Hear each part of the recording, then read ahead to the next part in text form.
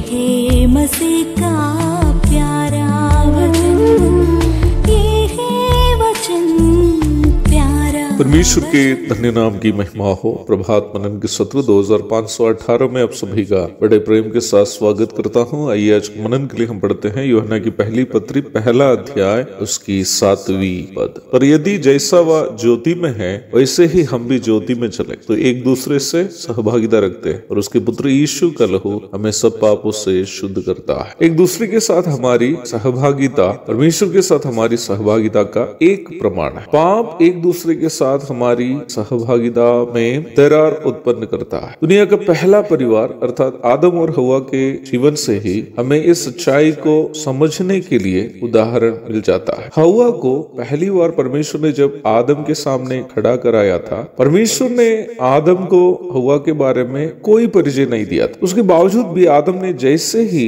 हवा को देखा इस प्रकार कहा, अब यह मेरी हड्डियों में से हड्डी और मेरे मांस में का मांस है। मेरी समझ से अपनी लड़की को देखकर कविता लिखा हुआ दुनिया का पहला कवि आदम ही है। पर आदम जब हवा को देखकर वो प्यार भरा कविता लिखा था, दोनों पाप में नहीं फंसे हुए थे। जब हम उत्पत्ति के 3रा अध्याय की ओर आते हैं, वो यही हवा के बारे में परमेश्वर से शिकायत करते हुए भी हम देखते हैं कि जिस स्त्री को तूने मेरे संग रहने को दिया है उसी ने वृक्ष का फल मुझे दिया और मैंने खाया। उत्पत्ति 3:12। इस एक प्रस्ताव इस बात का स्पष्ट प्रमाण है कि पाप करने के बाद आदम की सहभागिता परमेश्वर से टूटने के साथ साथ अपनी पत्नी से भी टूट गई थी। परमेश्वर पर वो आरोप यह लगा रहा है कि इस सारी समस्या का मूल कारण परमेश्वर है, क्योंकि परमेश्वर यदि हवा को उन्हें नहीं देता तो वो शायद पाप में भी नहीं फंसता। वैसे ही आप यह देखते हैं कि जिस हवा के बारे में वो ये कहा था कि वो मेरी हड्डियों में से हड्डी और मेरे मांस में का मांस है, अभी आदम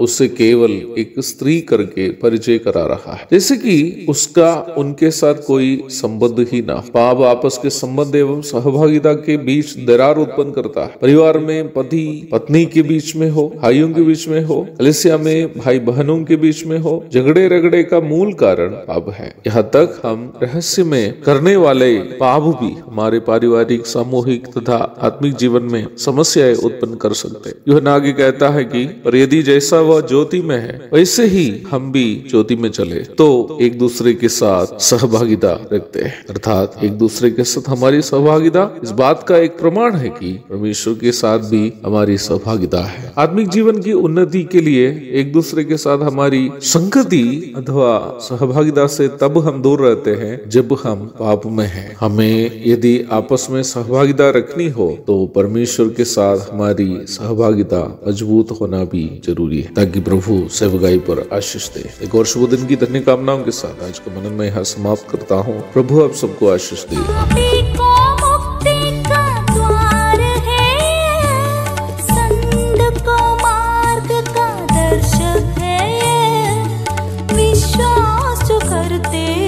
उसके लिए अनंत जीवन का साधन है। ये है वचन प्यारा वचन, यीशु मसीह का प्यारा वचन, ये है वचन।